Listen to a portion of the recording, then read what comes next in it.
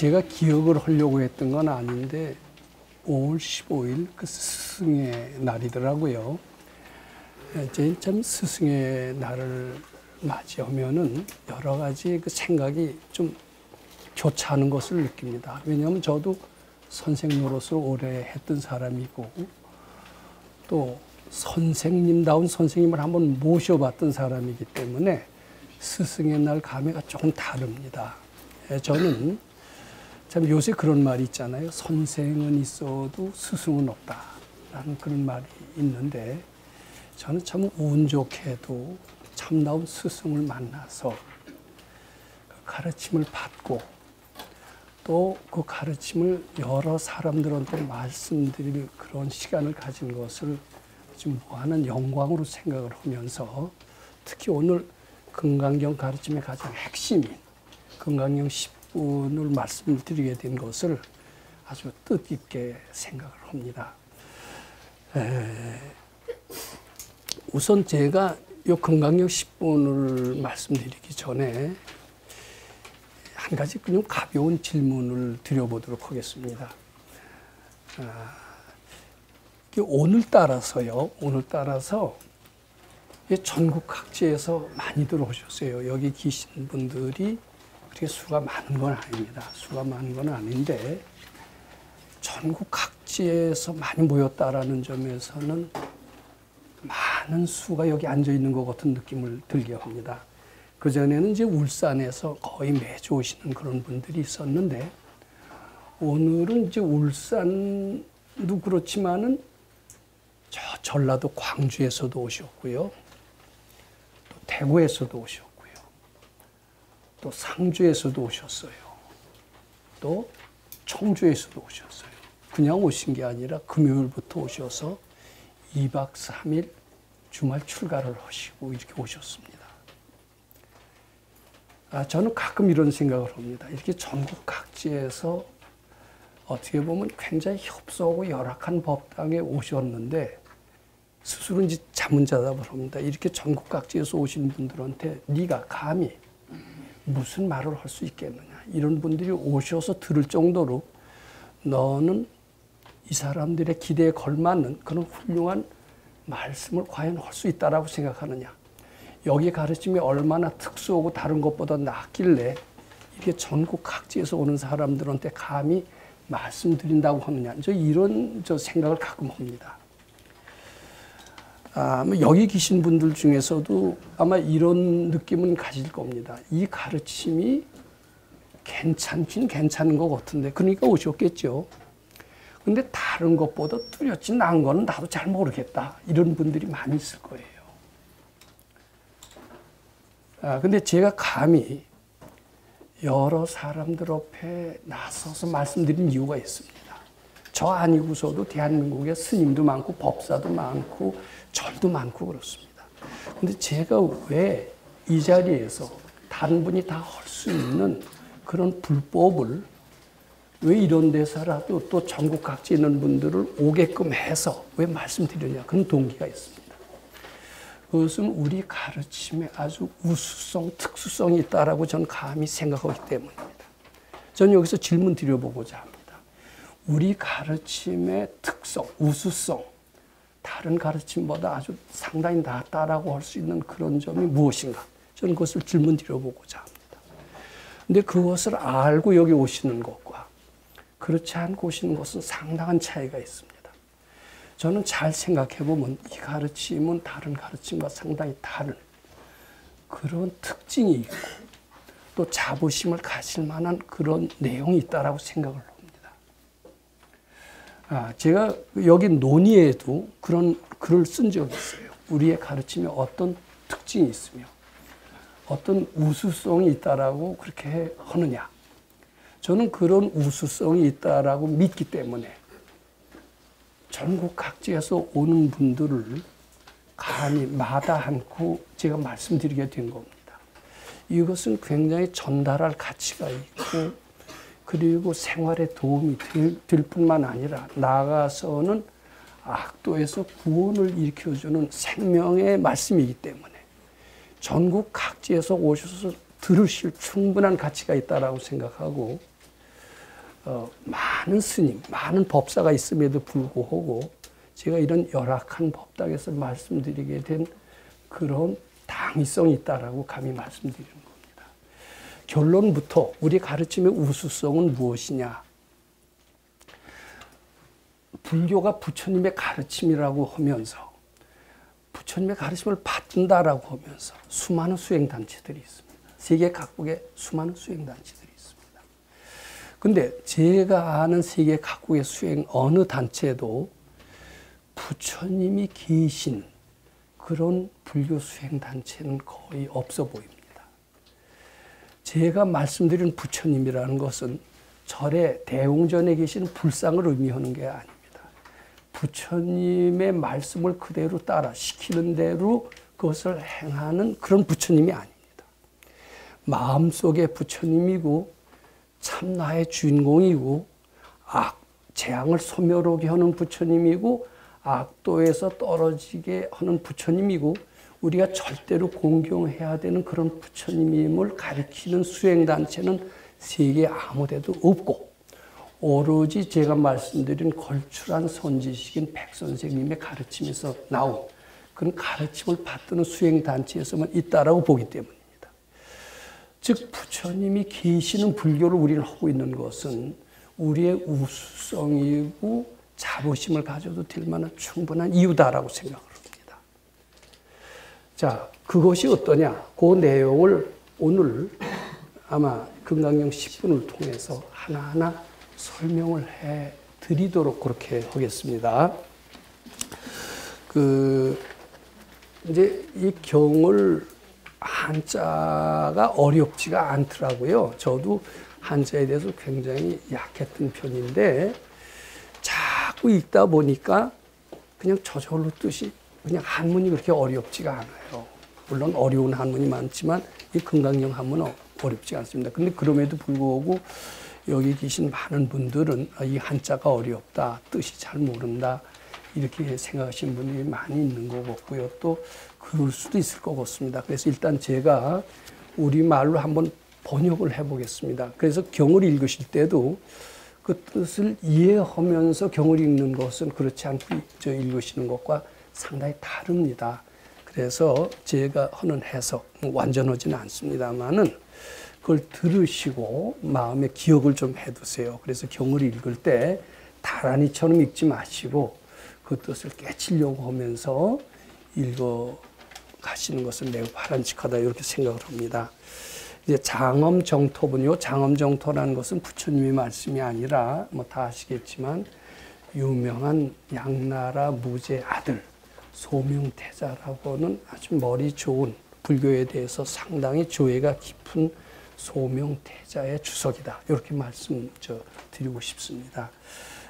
그래서 이걸 뭐 구태여 해석을 안 하고 또 독송할 때도 이건 안 읽어도 좋습니다.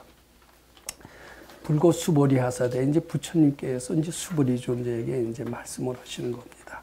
어의 운하오 어떻게 생각하느냐라는 뜻입니다. 열의 석재 연등불소의 부처님께서 석재 옛날에 옛날이라는 말은 이걸 보면 전생이라는 게 있는 것 같아요. 근데 이제 이게 상당히 불교 신자라고 하시는 분들조차도 전생이 있는 것을 잘 안 믿는 사람이 상당히 많이 있는 것 같습니다. 심지어는 스님들 중에서도 그런 분이 있고요. 전생을 믿고 안 믿고가 불교 수행에 뭐 그렇게 큰 문제가 되느냐 이런 반문까지 하신 분이 있어요. 근데 전생의 존재를 인정하지 않아서는 진정한 불교 신자가 될 수가 없습니다. 전생이 있다라는 것을 인정하지 않는 것은 내생이 있다라는 것도 인정하지 않는 거나 마찬가지입니다. 근데 전 확실히 단언할 수 있습니다. 전생 분명히 있고요. 내생 분명히 있습니다. 나쁜 짓 하면 나쁜 결과 받습니다. 좋은 일 하면은 좋은 결과 받습니다. 내생이 없다라면요. 금생에 개판을 쳐도 상관없죠. 그리고 이 불교 믿으라고 할 필요도 없어요. 좋은 일 하라고 할 필요도 없어요. 금생이 끝인데 뭐 때문에 좋은 일을 강조합니까? 근데 뭐 좋은 일을 하라고 강조하기 때문에 내생이 있다. 뭐 이런 주장은 말이 안 되죠. 내생, 전생은 반드시 있다. 근데 이것을 제가 아무리 설명하고 내가 봤다고 그래도 믿겠어요? 안 믿죠. 믿음으로 오셔야 됩니다. 무조건 믿어보시기 바랍니다. 여기도 이제 그런 표현이 나옵니다. 전생에 어느 때 그런 뜻입니다. 석재, 연등불이라고 하는 부처님이 계신 것 같아요. 우리 지금 건강경 공부하시는 서가모니 이제 부처님이신데, 부처님이 한 분이 아닙니다. 우리도 다 닦으면 언젠가 부처가 된대요. 부처가 되고 이름이 있죠. 근데 이제 연등불이라는 부처님이 아주 오래전에 계셨던 모양이에요. 그때 서가열에는 부처님이 아니셨어요. 수행자였어요. 그래서 내가 수행자로서 연등 부처님 계실 때 열심히 수도를 했습니다. 수도를 해서 큰 깨달음을 얻었다 이거예요. 깨달음을 얻었는데, 깨달음을 얻고 난 뒤에는 이제 깨달음을 얻었다는 소득심을 내겠느냐, 티를 내겠느냐, 이런 이야기입니다. 그게 열의 석재 연등불소의 어법의 유소득부와 연등 부처님 전에 열심히 수도를 하는데 그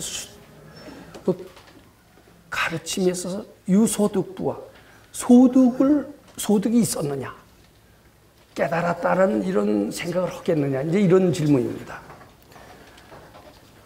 저희 어때요? 수도하다가 열심히 깨치면은 신난다, 깨쳤다 이렇게 할 수 있죠. 뭐 우리는 이제 어렸을 때부터 한번 해보면 인생은 경쟁입니다. 목표로 오는 게 있어요. 목표가 달성하면은 어떻게 돼요? 야, 이제 목표 달성했다 이렇게 생각하게 됩니다. 학생은 뭐 시험에 합격하는 게 목표죠. 수도인은 깨치는 게 목표입니다. 다 깨치는 것을 목표로 열심히 연등불을 기신 데서 수도했다가 딱 깨쳤다고 아마 인정을 받은 모양입니다. 그러면 난 깨쳤다 이런 생각을 내가 하겠느냐, 이런 질문입니다. 당연히 깨쳤다는 생각을 내시겠죠. 우리 이런 답변을 상상할 수가 있습니다. 그랬더니 수보리존자는 불이하니다 세존. 그렇지 않습니다. 열애제 연등불세, 부처님이 연등불에 계실 때 깨쳤다고는 하지만 깨친 티를 전혀 내시지 않았습니다. 이제 이렇게 얘기를 했어요. 근데 이것에 관한 논의를 제가 유인물에 했습니다. 이게 왜 이제 이거 그냥 해석만 하고 넘어가는 것은 아무런 의미가 없어요. 뭐 소위 이제 요새 대학에서 교육이 지식교육이라고 하는데, 지식교육에서는 이제 선진국 문턱까지는 왔지만 도저히 선진국을 넘어설 수가 없다는 겁니다. 이제 앞으로 4차 산업혁명 시대, 여기 도달해서는 우리는 도저히 다른 나라를 지키고 나갈 수가 없습니다. 지식교육 갖고는 안 됩니다. 근데 지금 한국에서도 대안이 없는 것 같아요. 그러면 지식교육 아닌 뭐 소위 좀 미국을 중심으로 한 서양의 창의성 교육을 우리는 따라해야 되지 않겠느냐. 지금 그래서 각 대학은, 소위 잘 나간다는 한국의 대학은 이제 지식교육, 주입식 교육, 지식교육의 특징이 이제 주입하는 겁니다. 또 취직을 위한 전 단계 교육, 이런 데서 벗어나야 되겠다. 이렇게 해서는 선진국 문턱까지는 와오더라도 그걸 넘어설 수는 없다. 넘어서기 위해서는 소위 미국을 중심으로 한 그런 교육 방법, 소위 창의성 교육을 중심으로 해야 되지 않겠느냐. 이런 움직임이 특히 한국에서 잘 나간다는 대학을 중심으로 굉장히 활발하게 되고 있습니다. 특히 고려대학교 현재 총장, 뭐 서울대학은 어떤지 제가 구체적으로는 모릅니다만 거기도 마찬가지겠죠. 전 고려대학교 학생을 완전히, 그게 이제 스탠포드 출신인데 스탠포드 대학식으로 완전히 지식교육의 스타일에서 이제 벗어나고자 하는 겁니다. 창의성 교육, 이렇게 해야만이 한국이 최고의 국가가 된다. 근데 결국은 그것도 미국 따라하기에 있어서는 별 차이가 없다라고 생각을 합니다. 자, 그 얘기는 요거하고 관계가 있어요. 실무소득이십니다. 요거는 지식교육이 아니라 바로 창의성 교육은 요렇게 해야 된다라는 것을 여기서 간접적으로 표시하고 있다라고 이렇게 생각을 합니다. 창의성 교육이 적합하지 않아요. 지혜교육이라는 게 더 좋을 것 같습니다. 자, 수벌이 어유나 보살이 장엄불토바. 수벌이 어떻게 생각하느냐? 보살은 모든 부처님의 세계를 장엄하느냐? 이제 이렇게 질문을 합니다. 아마 우리 원당의 바른법연구원 복지재단이라는 이런 일주문이 있고요. 요새 거기 동영상이 뜬 것을 보신 적이 있었을 겁니다. 근데 그것을 마련한 것은 1988년이니까 꼭 30년 가까이 됐네요. 처음에는 그저 그랬습니다. 그냥 산기슭에 웬 초가집 하나 있었어요. 초가집을 30년 전에 사서 우선 지금 구법당이라고 하는 주택을 짓고, 그래도 아주 허술하게 짝이 없었어요. 법당인지 가정집인지 알 수가 없었습니다. 가정집 중에서도 A급 가정집은 못 될 거예요. B급이나 한 C급 가정집밖에 안 됐던 것 같습니다. 근데 거기 이제 그린벨트가 돼서 더 질 수도 없었던 형편이었던 것 같습니다.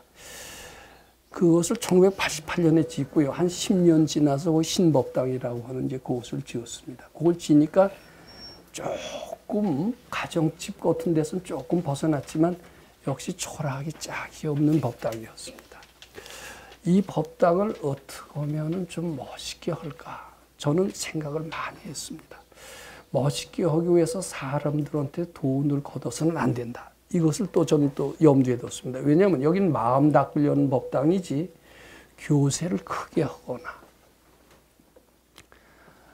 또 법당을 멋지게 꾸며서 자랑을 하거나 이런 법당이 아니다. 마음을 닦으려면은 사람들한테 돈 걷고 PR하고 이래서는 안 된다. 자발적으로 해야 되려면 내가 솔선해야 되겠다. 그래갖고서는 제가 참 솔선하는 식으로 하면서 그 법당을 멋지게 꾸미려고 했습니다. 멋지게 꾸며진 것 같아요. 멋지다라고 하시는 분들이 있는 걸 보면요. 멋지게 꾸민 것을 장엄이라고 합니다, 여기서. 근데 겉으로도 멋진데요. 사람들은 겉으로만 멋진 줄 알아요. 속으로 사람들한테 돈 안 걷고 오로지 부처님 시봉하는 그런 순수한 마음이 멋진 것은 모르세요. 그럼 겉으로 멋진 것만 장엄이 아니라 발근이가 보기에는요. 사람들한테 돈 안 걷고 오로지 닦는 마음, 부처님 시봉하는 마음을 세워선 것을 더 멋진 것이다. 이렇게 보고 그것이야말로 진정한 장엄이라고 이렇게 아마 얘기할 겁니다. 그래서요. 요 장엄의 뜻을 잘 알아야 됩니다. 우리는 겉으로만 멋지게 꾸민 것을 장엄이라고 합니다. 전 서울에 산 지 꽤 오래됩니다. 한 70년 살았습니다. 5살부터 서울에 왔습니다. 저희 어렸을 때는 말할 것도 없고 저희가 초등학교 졸업할 때만 하더라도 서울은 굉장히 좁았습니다. 청량리 밖으로 나가면 완전히 논밭이었습니다. 근데 지금 서울이 얼마나 멋있어졌습니까? 저는 서울만큼 아름다운 도시는 세계 어디도 없다라고 생각합니다. 왜냐하면 다른 데도 다 고층 빌딩도 있고 그렇지만요. 자, 얼마나 멋있어요. 북한산 있고 남산 있고 관악산 있고요. 이렇게 멋진 도시 있습니까? 거기에다가 도시까지 하니까 정말 장엄을 잘했어요. 그걸 국토장엄이라고 그런다고 그럽니다. 정말 잘 됐어요. 세계 어느 나라 수도보다도 제가 보기에는요, 제 눈에는 우리나라 대한민국의 수도 서울은 멋있습니다. 그동안 대통령들이 멋지게 장엄했습니다. 그런데 제가 장엄이라는 것은 발근이가 보면 그건 진짜 장엄이 아니다. 사람들의 마음의 성숙도가 진짜 장엄이다. 이렇게 얘기하십니다. 이 금강경에서의 장엄은 겉으로 장엄이 아닙니다. 해능대사가 얘기한 국토장엄이 아니라 마음이 밝아지는 것, 마음이 더 부처님 향하는 것, 이것을 장엄이라고 얘기를 합니다. 자, 그래서 보살이 사실 근데 속으로 장엄하는 건 표시가 안 나죠. 근데 속으로 마음이 자꾸 닦아지면 겉까지 좋아진대요. 그걸 아셔야 됩니다. 겉으로 보고 장엄이라고 하느냐. 그랬더니 이제 어이오나 보살이 그렇지 않습니다. 부처님이시오. 왜냐하면 이 장엄이라고 하는 것은 겉으로 나타난 집을 멋지게 꾸미고 소나무를 심고 정원에 잔디밭을 깎고 연못을 파고 극락세계처럼 꾸며놓은 것, 이게 장엄이 아닙니다. 속의 마음이 극락세계가 돼야 이게 진짜 장엄입니다. 요런 뜻입니다. 근데 속의 마음이 이제 겉으로 멋지게 장엄하면 야 장엄했다 이렇게 티를 낼만 하지만 속으로 지옥으로 맨날 고통하고 근심 걱정으로 꽉 차 있다가 이걸 자꾸 받쳐서 이제 깨달음을 얻은 것 같고 마음의 평화가 오고 행복이 오고 지혜가 나서 극락세계를 체험했다고 칩시다. 그런데 이게 그릇이 크지 않은 사람은요, 이게 그릇이 큰 사람을 크지 않은 사람은 야 내가 이렇게 고생이 많고 근심 걱정해서 살고 몸은 매일 골골하고 근심 걱정은 끝도 없다가 이 금강경 공부를 만났더니 마음의 평화도 오고 행복도 오고 그리고 철도 없었다가 철도 나고 지혜도 나고 환심도 나고 이제 이렇게 되는 거예요. 그러니까 야 신난다 뭐 이렇게 되는 것은 그릇이 작은 사람입니다. 근데 그릇이 큰 사람은 이렇게 고생하다가 점점 나아지고 뭐 지혜로 행복해지고 평화로워지고 지혜로워지고 나아가서는 뭐 모든 걸 다 알겠고 이렇게 되는데 그럼 야 신난다 하지 않습니다. 제가 신난다 하는 것은 그릇이 작은 사람이라고 그랬죠. 다 알아지면 뭐라고 그러냐면 본래 있던 거 찾았는데 이렇게 돼요. 본래 있는 거 찾았다면 신난다 할 필요 있어요? 없어요? 그동안 너무 모르고 살았구나. 나처럼 모르고 살았던 사람들로 해서 기도해도 해야 되지 않겠느냐 이런 생각을 할 겁니다. 신난다고 자랑하고 폼 잡고 이러지 않습니다. 그리고 이게 그거예요. 장엄불토자는 이제 그것은 보살의 경우는 그릇이 큰 사람의 경우는 정말 깨쳤다 하더라도 장엄을 했다 하더라도 밝아졌다 하더라도 장엄에 티를 내질 않아요. 장엄 티 낼 필요 없어요. 왜냐하면 본래 있던 거 회복한 거니까요. 우리 그걸 잘 알아야 됩니다. 본래 있던 것을 회복했기 때문에 깨쳤다 이러지 않는다 이런 뜻입니다. 그게 즉비장엄, 심영장엄이 됩니다. 시거로 수보랴 그래서 그런 거로 수보랴 이제 제보살 마하살이 모든 이제 닦는 이들 중에서는 아주 훌륭하게 닦는 사람은 응여시생 청정심하다. 이와 같이 청정 마땅히 응자입니다. 요 글자 해석을 제가 자꾸 빨리빨리 뛰어나가는데 뜻만 대충 이해하시기 바랍니다. 청정한 마음을 내라. 순수한 마음을 내라.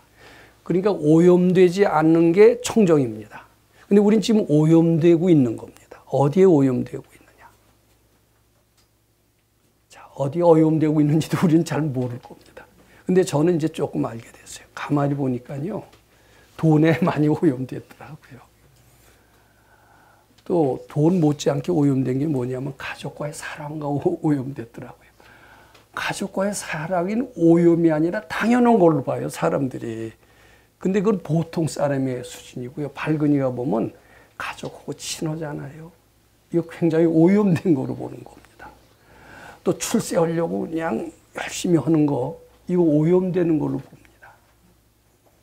그러니까 오염된 마음 내지 말고 순수한 마음을 내라. 그게 청정심입니다. 청정심을 이제 설명을 해요.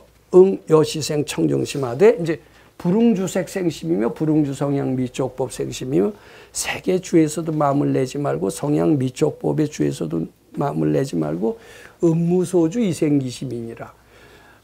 이제 아무데도 주하지 않고 마음을 내라는 건데, 자, 요거 보세요.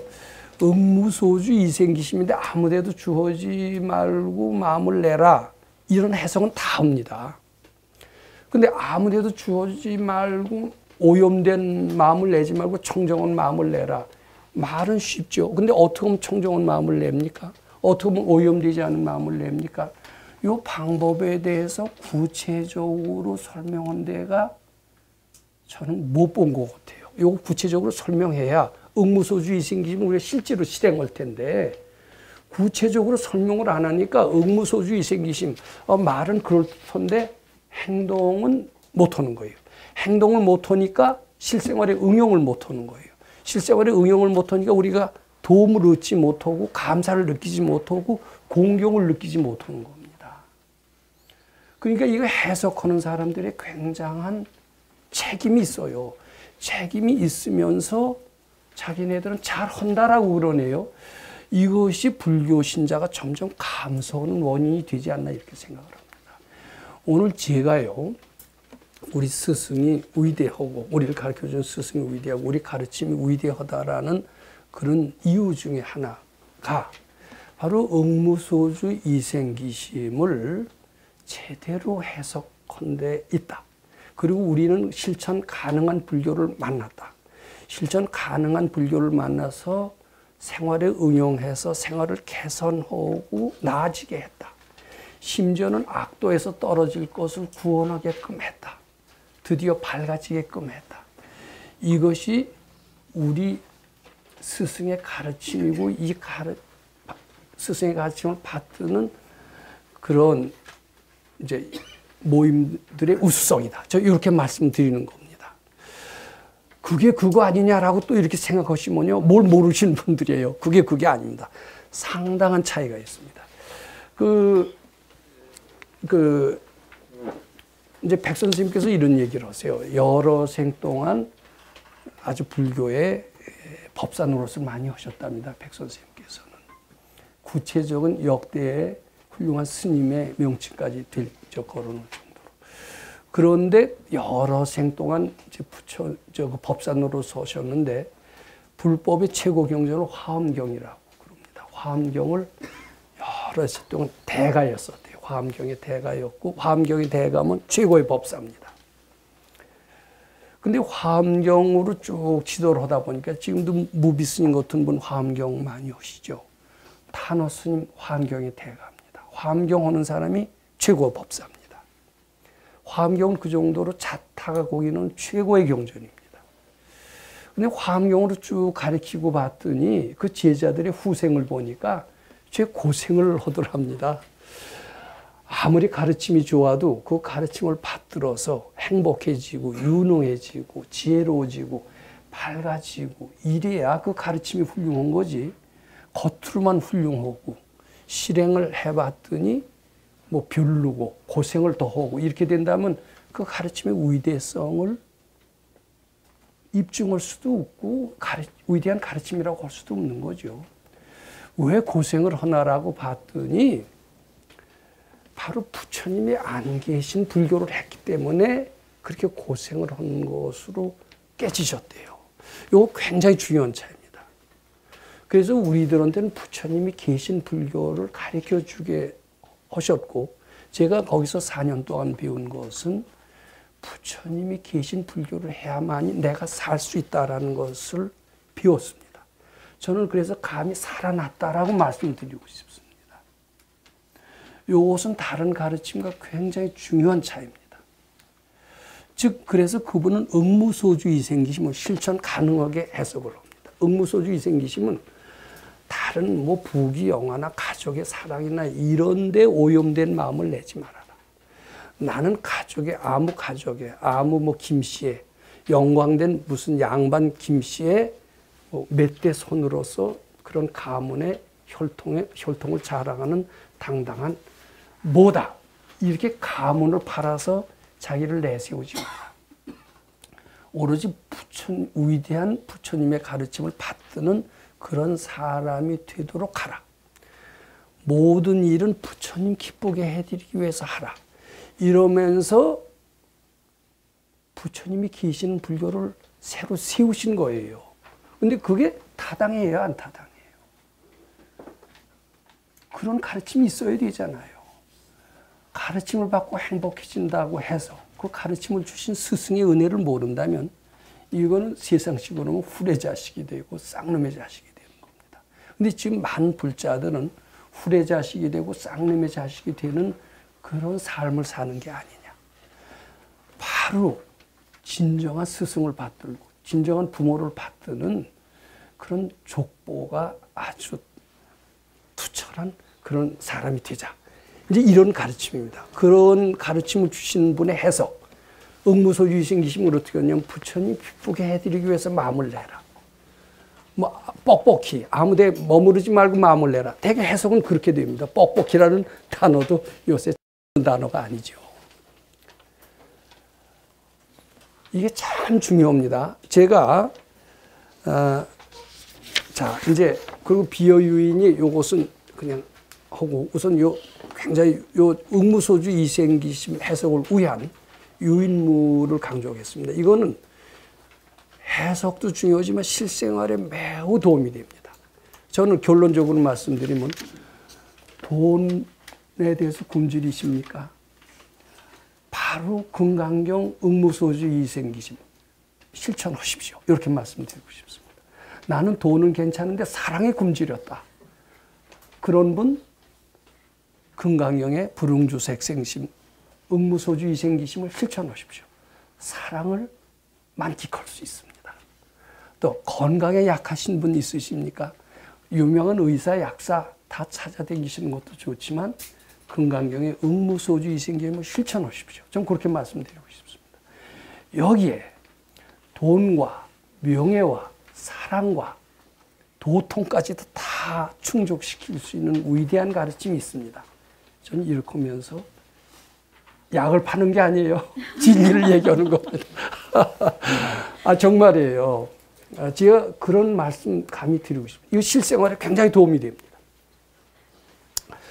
자, 우선 요거 하나하나가 굉장히 중요하기 때문에 좀 설명을 좀 드리는 게 좋겠습니다. 유소득부와 연등 부처님 계실 때 내가 깨달은 티를 내겠느냐 이거예요. 근데 대개요, 뭐 하나 성공하면은 야 신난다, 나 깨쳤다 이렇게 얘기를 합니다. 근데 깨쳤다라는 그 말 속에는 어제 아침에도 말씀드렸지만은 깨쳤다.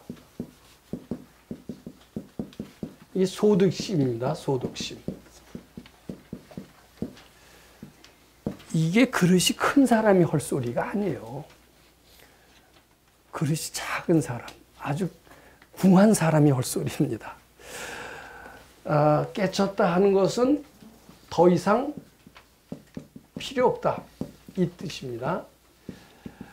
근데 이제 요것을 제가 설명드리기 전에 전 탕자의 비유의 말씀을 꼭 설명드리고 싶습니다. 그걸 말씀을 드려야 이게 일목요연하게 정리가 돼요. 자, 인생이란 무엇이냐? 인생의 비유가 여러 가지가 있습니다. 인생의 비유가 여러 가지 있는데 불경에 나오는 비유가 있어요. 코끼리가 막 쫓아오는데 어떤 사람이 막 코끼리에 도망갑니다. 그러다 우물가에 딱 떨어집니다. 근데 아주 떨어지질 않고 어떻게 해요? 칡넝쿨에 걸렸어요. 근데 밑을 내려다봤더니 뭐 독사가 4마리가 있고 유명한 얘기가 있죠. 저는 그것을 인생의 비유라고 그래서 불경에 나오는 비유인데 아주 유명합니다. 근데 저는 그런 비유보다도 인생의 비유가 여러 가지가 있는데 탕자의 비유가 괜찮아요. 우리 본래 인생이 지금 고달프게 사세요? 고달프다고 생각하세요? 고달프게 생각하니까 어때요? 이 고달픈 세상을 다 떠나서 다 팔고 정리하고 어디 뭐 조용한 데로 가서 살고 싶으세요? 이민 가시고 싶으세요? 이 우리 고달픈 존재라고 스스로 생각하는데 이건 큰 착각이라는 겁니다. 이제 부처님 말씀이에요. 우리는 본래 큰 부자, 임금보다도 더 큰 부자예요. 굉장히 큰 부자의 외아들이에요. 외아들. 죄송합니다. 여성한테는 죄송합니다. 외아들이 아니라 불자입니다. 외아들 불자예요. 그래서 이 큰 부자의 재산을 다 상속받을 수 있는 그런 큰 부자라는 겁니다. 근데 이제 언젠가부터 해가닥했어요. 해닥해서 아버지를 등지고 이제 몰래 집을 가출을 합니다. 이제 나쁜 친구의 꼬임에 빠졌겠죠. 요거 이제 성경에 나오는 탕자의 비유와 비슷한 것이 이제 법화경에 아마 비유품인가 여기 나옵니다. 근데 성경에 나오는 탕자의 비유는 법화경에 나오는 이제 그것을 그대로 따왔다는 얘기가 실제로 기록이 있다고 그럽니다. 그죠? 불란서에서 성경을 연구한 사람, 성경의 그 백그라운드를 조사해 보면 성경의 대부분은 불경에서 다 따왔다고 합니다. 근데 똑같이 불경에서도 탕자의 비유가 있습니다. 큰 부자의 아들이고 상속받을 수 있는데 가만히 앉아도 뭐 걸컥 조이는데 꼬임에 빠져서 이제 나가요. 아버지한테서 몰래 재산을 뭐 도둑질을 해서 이제 나갑니다. 근데 도둑질 한 재산은 조금 있다 바닥에 나고 굉장히 고달픈 삶을 살게 됩니다. 아주 고생 무지하게 합니다. 지금 우리가 지금 그런 형편이래요. 그리고 자기 아버지가 이렇게 부자라는 것은 깨끗이 잊어버렸죠. 그러다가 한 50년의 세월이 지났습니다. 불경엔 50년이라고 나옵니다. 근데 이제 아버지는 큰일 났어요. 그 재산을 물려줘야 되는데 유일한 아들이 꼬임에 빠져서 밖에 나가서 헤매고 있는 거예요. 상속할 재산이 아들 물려준 아들이 없는데 큰일 나서 아들을 찾고 있는데 어느 날 갑자기 보니까 이 아들이라는 작자가 자기 집 문터에서 빌빌 하는 거예요. 쟤가 어떻게 나타났네. 그래서 이제 잡으려고 갔더니 이제 그 탕자입니다. 아들은 의리의리한 이제 고래등 같은 기와집에서 야, 내가 참 언제 이런 집을 구경이나 했나. 이 집은 참 재산도 많겠다. 이 집의 아들은 얼마나 참 행복할까. 이렇게 이제 하고 있는데 의리의리하게 차려입은 사람이 와서 자기한테 오니까 그렇지 않아도 하도 공포와 뭐 이런 데서 누가 근처만 오면 하도 사기를 당하고 이랬던 거기 때문에 뭐 오기만 하면 이제 놀라서 도망가는 거예요. 그게 뭐라자면 우리 식으로는 복을 못 짓고 궁해서 그렇습니다. 우리가 현재 그런 것 같아요. 그렇죠? 이게 도망을 가는 거예요. 그러니까 이제 저걸 잡아야 되는데 내 복장이 너무 화려하니까 제가 도망가는구나. 이제 이렇게 한 뒤에 아버지가 지혜를 냈습니다. 일부러 허름한 옷을 입고요. 이제 찾아갑니다. 찾아가서 야, 너 살기 어렵지? 너한테 알맞는 취직자리 시켜주겠다. 이렇게 얘기를 해요. 이제 처음부터 네가 내 아들이고 이 모든 상속권자라고 그러면 안 믿어요. 그래서 허름한 일자리부터 해서 단계적으로 키워오려고 하는 겁니다. 그래서 데리고 와서 아주 똥고름 치는 일부터 시켰다고 그럽니다. 그래서 차츰 이런 정도에 따라서 봉급을 올려주고 이제 뜻이 점점 커집니다. 이제 돈도 쌓이고요. 깨달음도 얻고요. 이제 그때는 하도 그러면서도 열등한 생각은 버리지를 못합니다. 뭐 하나 깨쳐도 야 깨쳤다 신난다 이래요. 자기가 큰 부자의 아들이라면 돈 조금 왔다고 해서 야 내 1억 왔다 그리고 신난다 이럴 리가 없죠. 근데 아직 자기는 큰 부자의 아들이라는 걸 잃어버리니까 신난다 이제 이럴 정도로 아주 약합니다. 뜻이 약합니다. 근데 이런 아들을 점점 스텝 바이 스텝입니다. 차츰 단계를 높여서 어떻게 해요? 부자를 만들어줍니다. 마음을 크게 만듭니다. 그래서 이제 굉장히 뜻이 커졌어요. 너는 이 부자의 아들이라고 해도 될 정도로 커졌어요. 이만큼 재산이 생겨도 들뜨지 않아요. 지금 여기 온 것처럼 소득심을 내지 않습니다. 그래서 뜻이 굉장히 커졌을 때가 됐을 때 그 아버지가 이제 국왕을 다 초빙합니다. 임금을 다 초빙하고 대신들 다 초빙한 자리에서 선언을 해요. 얘가 50년 전에 나를 버리고 간 그런 애인데 내가 재산을 물려주려고 그 상속을 찾다가 했더니 놀라서 도망가더라. 그건 왜냐하면 하도 궁하고 그릇이 작아서 그랬는데 이걸 어떻게 할까 하다가 거지처럼 복장을 하고 똑같이 일을 해가면서 한 단계 복을 짓게 하는 겁니다. 복을 짓게 해서 뜻을 크게 하고 이제는 네가 내 아들이고 모든 것의 상속권자라고 해도 조금 더 흔들리지 않을 정도로 그 뜻이 커졌다. 그래서 이제는 주어도 된다. 이제 그것을 국왕이나 대신을 다 모아놓은 자리에서 선언을 합니다.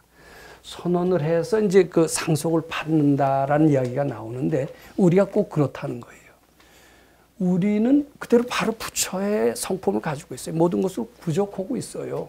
뭐 깨쳤다고 그래서 신난다 할 그런 이유가 하나도 없어요. 본래 깨친 사람이니까. 또 재산이 뭐가 생겨도 재산이 생겼으니까 신난다. 나 돈 벌었다. 이렇게 잘난 척할 필요도 하나도 없다라는 거예요. 왜냐하면 본래 수많은 것을 부족한 아들이라는 겁니다. 근데 이런 그 인생의 비유, 불자의 비유는 꼭 기억하고 계시는 게 굉장히 좋습니다. 요것이 이제 말하자면 안델센이 지은 미운 오리 새끼라는 동화책에서도 비슷한 내용으로 이게 되고 있는데 요런 것을 안다라면은 요 금강경 해석이 매우 도움이 됩니다. 자, 빨리 좀 하겠습니다. 그러니까 뭐 해도 티를 내질 않아요. 왜냐면 나는 이렇게 본래 부처와 똑같은 위대한 존재라고 안다라면 뭐 하나 깨쳤다 하더라도 깨쳤다 이렇게 되겠어요? 안 되겠어요? 안 되죠. 그러니까 유소득부하지 않는 거예요. 깨쳤다라고 하는 것은 자기는 탕자다. 자기는 거지다. 옛날 습관으로 돌아가겠다. 이렇게 되는 수가 있습니다. 그래서 우리 금강경 공부하는 사람들도 이렇습니다. 저는 실제로 그런 도량에서 많이 느꼈는데요. 야, 깨쳤다 하는 순간에는요. 아니, 이런 사람이 있습니다. 실제로 이제 우리 소사에서 공부를 한 사람인데요. 금강경을 그때 많이 읽는 습관이 됐습니다. 어떤 사람이 금강경을 한 30번을 읽었어요. 30번을 읽었는데 그때 아주 독서하는 분위기였습니다. 몸이 얼마나 가벼운지요. 이 공중돌기를 2번 해도 되는 거예요. 근데 그 공중돌기 2번 하는 것은 이렇게 빙글빙글 돌아서 딱 쓰는 겁니다. 이걸 뭐 도립이라고 하고. 이것은 그래도 상당한 연습이 필요한데, 맨 소사에서 금강경만 읽던 사람이 이제 자꾸 읽으면 몸이 가벼워지는 걸 느낍니다. 그래서 공중돌기를 했더니 2번을 딱 해서 이렇게 딱 제자리에 딱 쓰는 거예요. 야, 이제 신난다가 됐어요. 그 뒤에는 마음이 굉장히 즐거운 거예요. 즐거운데 저 사람이 전생에 무언가 하고 보니까 뭐 해답이 나와요. 그럴듯하게. 이제 근데 그 사람이 그때 이제 20살밖에 안 됐어요. 근데 우리는 그때 뭐 26인가 이랬는데 그때 6살 차이는 어때요? 상당히 큽니다. 뭐 지금 6 차이는 같이 늙어가지요. 근데 그때 6살 차이는 큰데 이런 새카만 사람이 이제 처음에 와서는 팍 눌렸어요. 그렇겠죠? 근데 자기가 이제 금강경 한 20번인가 30번 읽고 나니까 어떻게 됩니까?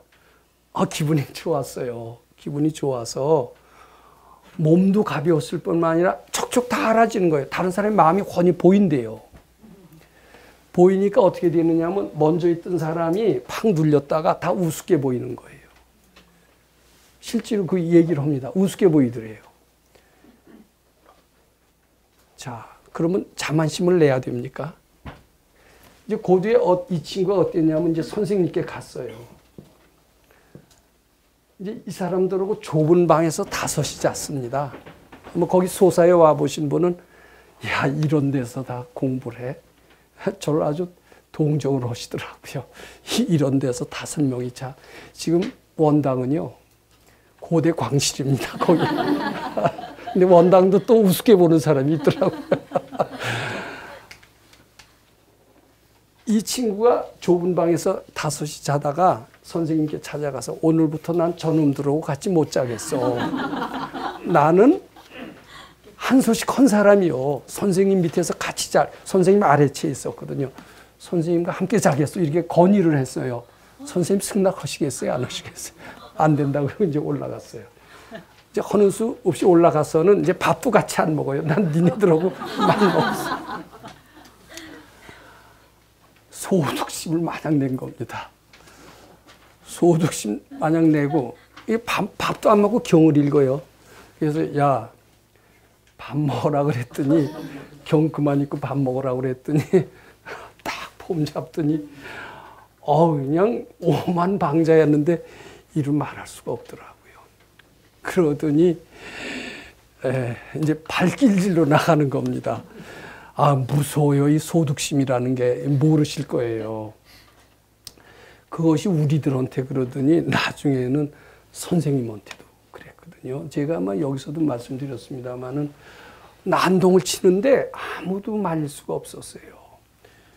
그러다가 이제 하도 난동을 치니까 우리들도 참 주변이 없었죠. 선생님은 도통을 다 하신 분이고 신통력이 있으시니까 저 난동자를 사로잡을 수 있을 것이다. 마치 그 앙굴마 얘기가 나오지 않습니까? 앙굴마하고 똑같아요. 그래서 선생님을 모시고 이제 이렇게 왔는데 이 친구가 누구냐 그러더라고요. 그러니까 선생님은 내다 그러니까 문을 열자마자 선생님한테 발길질을 하더라고요. 이게 치심이 이렇게 무섭습니다. 그래서 제가 옆에 있다 참 기가 막히더라고요. 그래서 이제 이렇게 했는데 나중에 뭐 선생님한테 막 그랬어요. 이제 여러 번 얘기해요. 근데 이제 남자 여럿이 하니까 꼼짝 못 했는데 이제 뒤늦게 완전히 이제 거기 있다가 이제 쫓겨났죠. 쫓겨나고서는 어디로 갔냐 하면은 성철 스님 밑에 상자가 됐었습니다. 그리고 몇 년 만에 찾아왔어요. 그래서 성철 스님 밑에서 공부 잘했느냐. 기가 팍 죽었습니다. 백선생님만한 분 없어요. 성철 스님은. 제가 여기서 비교하는 건 좀 죄송합니다만은 역시. 그러니까 자꾸 찾아오는 거예요. 왜 찾아오느냐. 너 백선생님한테 발길질하고 그런 놈 아니야. 그랬더니 그땐 그랬는데 이렇게 들어누워서 발길질을 하려니까 등이 딱 땅에 붙어서 떨어지질 않더래요. 아무리 용을 써도 등이 바닥에 붙었다는 겁니다. 그 뒤로 백선생님 부처님으로 알아봅니다. 백선생님 같은 분 없다. 이거 싫어합니다. 자, 이제 그렇게 그래서 이 공부 잘 돼서요. 무시하면 안 돼요. 소득심 내면. 그거는 그릇이 작아서 그래요. 본래 있던 기운을 회복했다. 이래야 됩니다. 본래 있던 기분을 회복했지 내가 잘난 게 아니에요. 이거 꼭 아셔야 됩니다. 근데 야 신난다. 나 잘났다. 이놈들하고 한 방에서 잘 수 없다. 이렇게 나가다가 그대로 바닥으로 추락했어요. 그래갖고 선생님이 그런데 걔는 금생에 틀렸대요. 죄를 많이 져서. 다시 회복이 안 되던데요. 한번 죄 지니까 바닥으로 뚝 떨어져서 그 뒤로 아무리 악을 써도 가행정진을 하고 금강경을 100번을 읽어도 옛날 기운이 회복이 안 돼요. 그러니까 한번 잘난 척한 것은 큰 허물이 되는 것 같습니다. 이거 참 제 경험을 별 경험 다 했습니다. 거기 있으면서. 자, 시간 관계상 요거만 한번 말씀드려 보겠습니다. 불웅주색 성향미적법 생심입니다. 눈에 들리는 모든 현상, 귀에 들리는 모든 소리 등등 이 모든 것에 붙어있는 마음을 부처님께 바쳐 붙은 마음을 띄어라. 그러면 이 우주는 모두 그대의 것이 되리라. 저는 이제 하나의 예를 들고 싶습니다. 돈을 벌고 싶습니다. 빌딩을 사고 싶어요. 자, 근데 돈 벌려면 어떻게 해야 되느냐. 부자학이라는 학과가 있습니다. 요새는 별 학과가 다 있더라고요. 거기서는 돈 버는 방법을 잘 가르쳐 주더라고요. 저도 그 강의를 조금 들어봤습니다. 가장 이율이 높은 거, 새마을 금고로 가래네요. 그게 가장 이율. 그리고 이제 대학 4년을 집에서 등록금 한 푼도 안 받아가면서 8천만 원을 모은 어떤 학생의 사례까지도 KBS에서 나와서 부자학과 교수가 강의하는 것을 들었습니다. 부자가 되는 방법은 요새 굉장히 많이 있습니다. 인터넷에 찾아보면 줄줄이 다 있을 겁니다.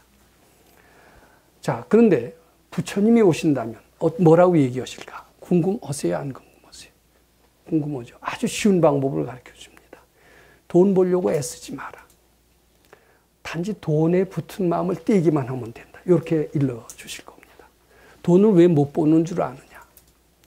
스스로 돈을 못 벌게끔 스스로 구속하고 있기 때문에 못 버는 것이다. 이렇게 부처님은 얘기를 합니다. 스스로 구속하는 것만 띄기만 한다면 마음대로 돈 벌 수 있다.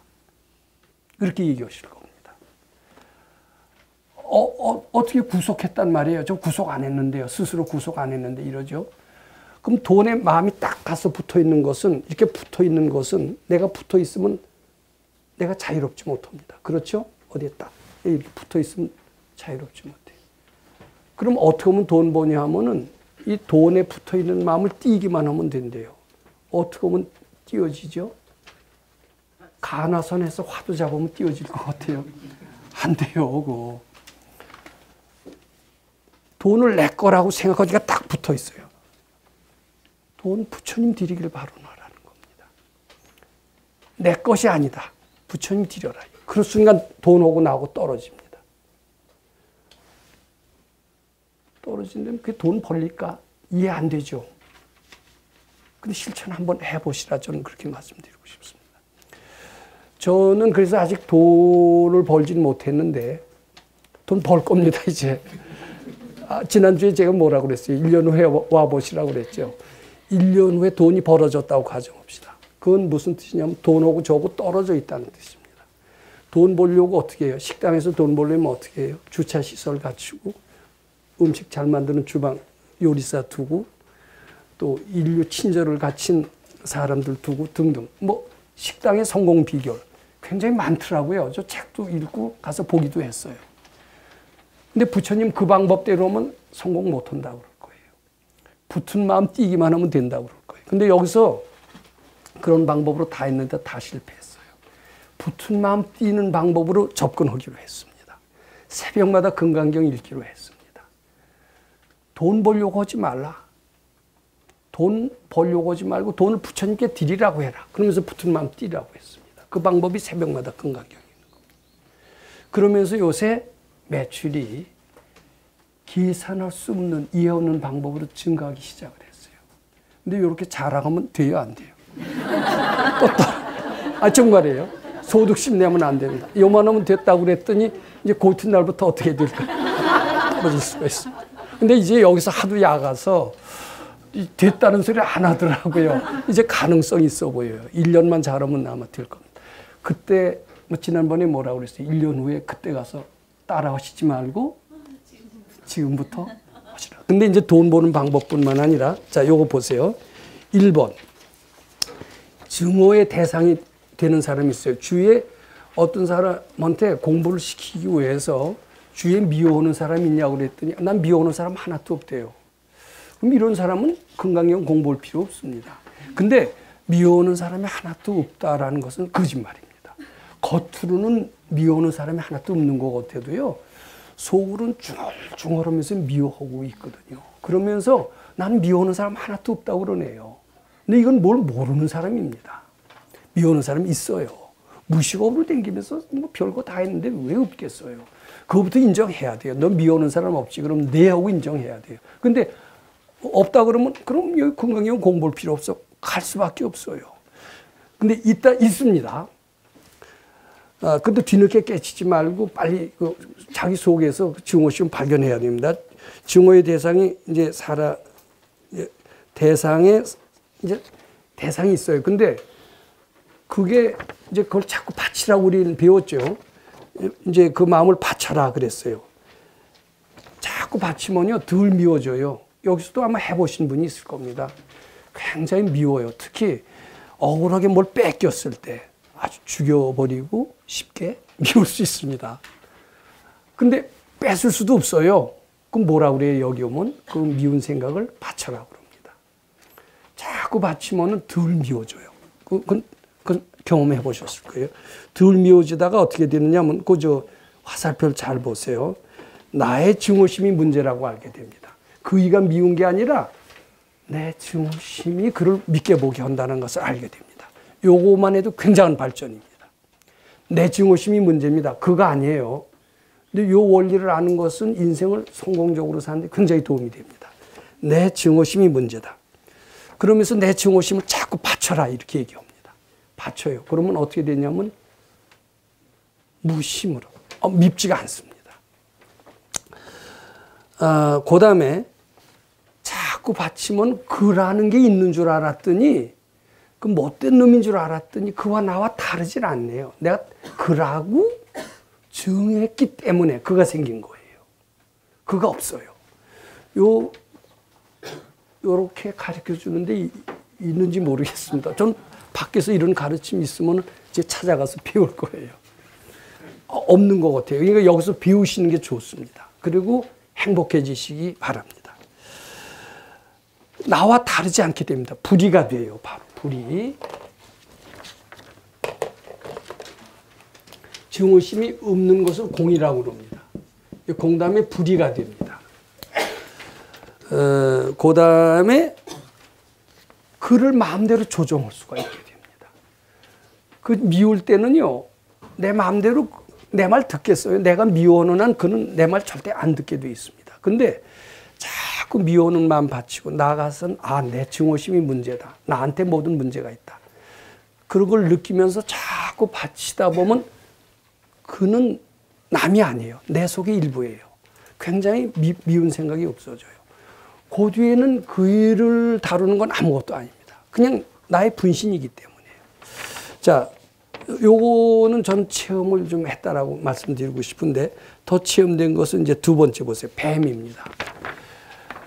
우리 그 소사에 있을 땐 뱀이 굉장히 많았습니다. 제 뱀이 지금도 우리 예쁘질 않습니다. 아이 뭐 인상도 아주 고약하게 보이고 징그럽게 보입니다. 소름이 끼칠 때도 있었죠. 그래서 이제 뱀이 참 징그러웠어요. 여기 두 번째 보세요. 근데 자꾸 뱀에 대해서 저 공부 많이 했습니다. 자꾸 바치니까 끔찍한 게 좀 덜해요. 이 소름이 끼치는 것은 왜 그러냐? 자기가 뱀 될 소질이 있다. 이렇게 보셔야 돼요. 뱀 되면 끔찍합니까? 어떻게? 끔찍하면은 죄송합니다. 뱀 될 소질이 있다. 이렇게 보셔야 돼요. 정말이. 근데 자꾸 받치면 덜 징그러운데 제가 뱀에 물렸기 때문에 뱀에 대한 공부는 많이 했던 편입니다. 그거 바로 소사에서 물렸거든요. 자꾸 바치다 보면 뱀이 안 징그럽고 징그럽게 본 것은 내 속에 뱀 될 소질이 그렇게 보게 했다는 거예요. 요거 믿는 거 굉장히 어렵습니다. 그렇게 되면 뱀이라는 게 어떨까요? 별로 그렇게 혐오스럽게 보이질 않습니다. 그렇게 된 모양입니다. 자, 그 다음에는 더 받치면은 뱀이 눈에 안 띄어요. 안 띈대요. 그리고 뱀과 나와 둘이 아니에요. 그렇게 되는 모양입니다. 뱀이 눈에 잘 띄는 사람이 있습니다. 꿈에도 뱀이 띄는 수가 있습니다. 그건 내 속에 뱀이 있기 때문입니다. 나는 뱀이 눈에 안 띄어. 이런 사람이 있어요. 그래서 따라서 나도 뱀이 없어. 이렇게 얘기하는 것은 나는 미운 사람이 없어 얘기하는 것과 똑같습니다. 누구나 다 뱀이 있습니다. 왜냐하면 뱀이 징그럽다라고 느끼는 한은 누구 속에나 다 뱀이 있습니다. 그래서 꿈에 뱀을 보는 것은 길몽에 속합니다. 왜냐하면 내 속에 있는 것이 드러나서 빠져나오는 것이 되기 때문에 뱀 꿈은 길몽이다. 뱀이 죽은 것은 더 길몽이다. 이렇게 하고 사실이 뱀을 보거나 뱀이 죽거나 이렇게 되면은 좋은 일이 생깁니다. 뱀을 보고 난 자식은 대개 용 보고 난 자식도 마찬가지입니다만은 대개 영호골이 되는 수가 있다고 그럽니다. 뱀 꿈은 괜찮은 꿈에 속해요. 현실의 뱀하고 조금 틀립니다. 꿈의 뱀하고.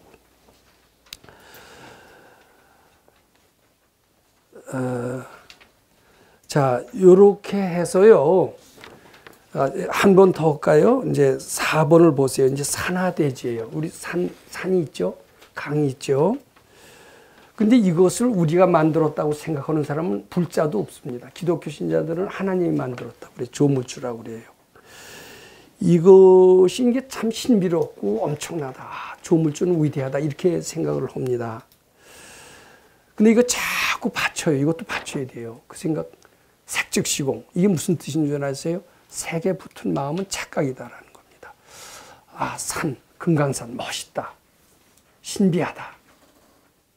이거 받쳐야 됩니다. 신비하다는 생각 자꾸 받쳐야 됩니다. 아, 그러면 신비하다는 생각이 없어져요. 산과 나와 둘이 아니게 됩니다. 저는 그런 말을 참 몰랐는데 이제 조금 알 것 같은데 이제 무라일려라고 그럽니다. 무라. 이런 자연과 나가 둘이 아닌 경지가 되나 봐요. 산이 멋있다라고 할 때는 산과 나는 다른 겁니다. 그렇잖아요. 산을 보고 시를 짓고 뭐 글을 쓰고 예찬을 하고 이럽니다. 그것은 산과 나가 다르다는 것을 전제하고 있어요. 근데 예찬하고 신비하다는 마음을 자꾸 바치면은 산이 그대로 내 몸의 분신으로 느껴진대요. 산은 나와 다르지 않다. 산 속에서 내 모습을 본다. 이렇게 됩니다. 신토부리 이런 얘기는 많이 들으셨죠? 신토부리 내 몸과 내 주위 환경은 다르지 않다라는 것과 마찬가지로 대자연과 나가 우리는 다른 걸로 봅니다. 근데 이거는 지혜가 없었을 때 얘기고요. 이건 서양 미국식 교육이, 하버드 교육이 아무리 발달해도 이런 문화 인력까지는 죽었다 해도 못 갑니다. 우리 금강경식인 교육원이 반드시 탄생돼야 돼요.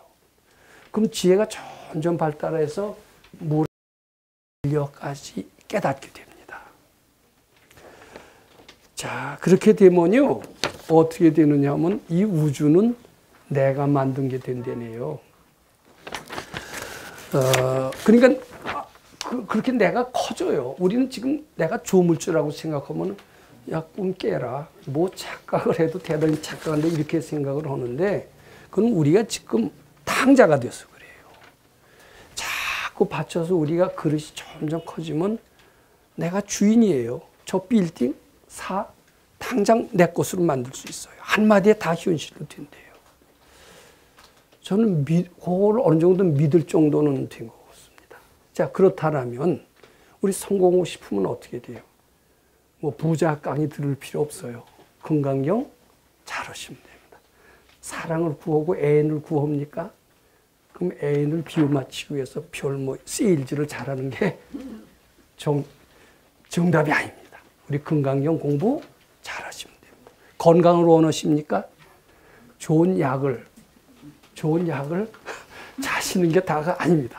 금강경 공부하시면 본래 건강을 찾을 수가 있습니다. 뭘 원하십니까? 다 금강경 속에 해답이 있습니다. 자, 이 정도로 오늘은 10분 해석을 마치시고요. 질문이 있으시면 질문을 받도록 그렇게. 네. 오염된 사람한테는 어떤 식으로 대해야 하는지. 가족은 분명히 사랑의 대상이고 보호해야 할 대상인데 사실 그렇게 말씀을 해주시면은 어떻게 행동을 해야 하는 것이 옳은지 또 좀 한번 말씀을 듣고 싶습니다.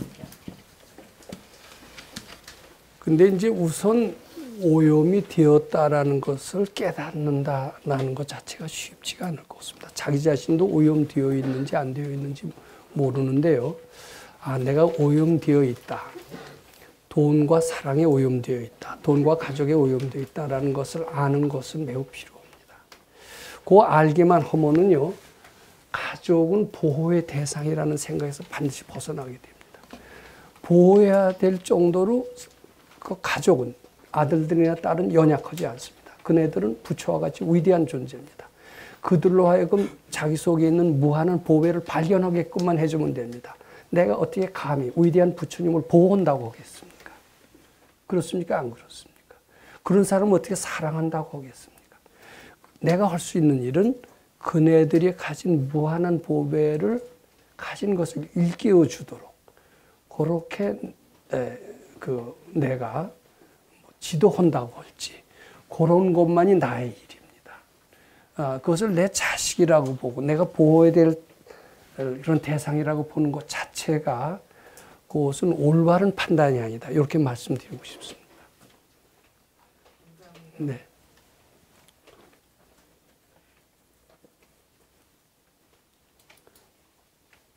교육도 그런 식의 교육이 바람직하고요. 그런 식의 교육이 될 때 참 지혜가 나타난다. 이렇게 말씀드릴 수 있습니다. 선생이 가르쳐 주는 게 아니에요.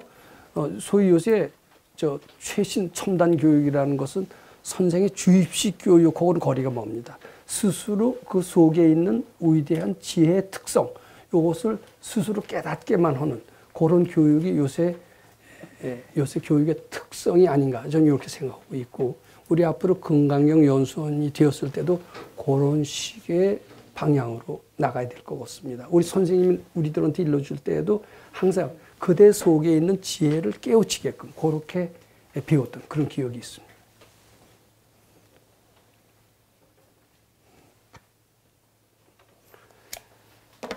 예, 질문이 없으시면 이 논의에 대한 좀 연구를 하셔서 이 다음 주일에 다시 뵙도록 하겠습니다. 네, 감사합니다.